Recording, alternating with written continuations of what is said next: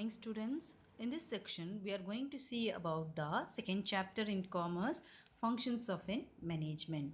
What do you mean by the functions? The functions refers to the specific institutions in which the management process can be done. This functions may be of in two types. That is, in this chapter, we are going to learn about the main functions and the subsidiary functions. Let us see in details what are the functions in management. These functions in management, it's often time specific, country specific and region specific, and it may refers from the place to place also. The functions management process differs. We are going to compare our functions of a 19th century followed by the 20th centuries. We are going to learn about what are the present situations of in functions in details. This management functions is also known as in management process. It is a 24 hours non-stop process to attain the objectives to reach the highest level of a goal. These functions can be classified as an main functions and the subsidiary functions. Let us see in detail what are the main functions of a management. Main functions of a management refers to planning, organizing, staffing, directing, motivation, controlling and coordination. Let us see in details what are the main functions. Main functions, first point is about the planning. That is the thing we plan our work according to the situation. As a student, you will also plan the work, how to do the work, where, when and can be done, performed very well. We have two proverbs, namely think before you act or the look before you leave. This is a traditional proverb which provides about the basics for the planning. It is a primary functions known as in planning. Nothing can be performed without planning. Here they are saying as an example, writing a book starts with the planning. In short, it is refers to deciding in advance. It is of the future needs that present actions can be adjusted in view of the established goals. Planning should take place before doing of most of the individuals or the group efforts. This is known as an actions takes place, what shall be done, where, how and who shall do it.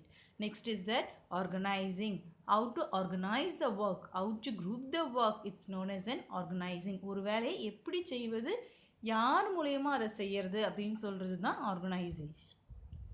It is the process of establishing the harmonious relationship among the members of an organization and creation of network of relationship among them. That it is assigned to the employees who are given authority to carry out the work assigned and made accountable for it. Next comes your staffing. Who has to do the work? யார்கிட்ட எந்த வேலையை கொடுக்கணும் அப்படின்றது தான் வந்து staffing அப்படின்னு நம்ம சொல்லுவோம். It refers the activity of selection and placement of an competent personnel. In other words, staffing refers to the placement of right person in the right job. It includes selection of a right person, training to those needy persons, promotions, retirement of old person, performance appraisal of a personnel and adequate remunerations of a personnel. So the success of an enterprise depends upon the successful performance of a staffing function. Next comes your directing. How to do the work is known as in directing. It denotes about the motivating, leading, guiding and communicating with subordinates for the ongoing process in order to accomplish preset goals. That is, employees are kept informed about the necessary things through the circulars, instructions, manuals, newsletters, notice boards, meeting and other mechanisms, etc. These are the ways in which we can communicate the things to the employees in order to reach the organizational goals. Next comes your controlling. After performance, then we need a control to do the work. This cannot be performed eventually. So we need some control to evaluate the employees and deciding increments and promotion decision. The control function helps in identifying performance and arranging a remedial training for them. So it is the control functions which facilitates and synchronizations of an actual performance with the predetermined standards. Next comes is a very important thing is the coordination. Coordination is necessary for any of the things. Even in the classroom also we need a coordinations. In the family also we need a coordinations. It is nothing but the unifications or the integrations of the actions of an individual. Working in enterprises in different capacities leads to the successful attainment of a common objectives. So coordinations, planning we need a coordination, organizing we need a coordination, staffing we need a coordination, directing we need a coordinations, motivation and controlling also requires a coordinations.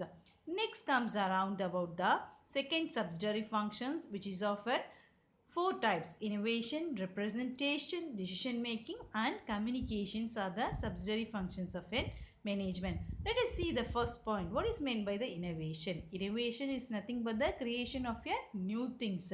According to this present technology, we create a new things according to the taste of the consumers only. We are making of the new product. So, preparation of a person or organization to face the changes made in the business world. Changes are being made in the business and it is a consumers are satisfied through these innovations. So, consumers are more important functions in the marketing for the successful of the businesses. It can be done through the developing of a new material, new product, new technique, production, package, new designs and the cost reductions. Next, we come around the what are the things we can see it in the chart as a subsidiary function: representative, decision making, innovations, communication. These are the subsidiary functions. Let us see the second point: representation. Representation means we are representing one person as a intermediate. We'll say this is only representation. Who is that representative functions in that management? It is nothing but the manager. He has to act as a representative of the company and he has to deal with the customers, suppliers, government officials, banks, financial institutions, trade union and others. So he is acting for the internal organization as well as for the external organization. Next comes around the third point, decision making, which is very important for an organization. Organization has to take a number of decisions every day, so it helps the smooth functions of the management. Next comes a very important communication. How we are going to communicate the things to the employees. It can be done through the letter, newsletters, etc. But it is a human thoughts we are communicating it, views, opinion from one person to other person.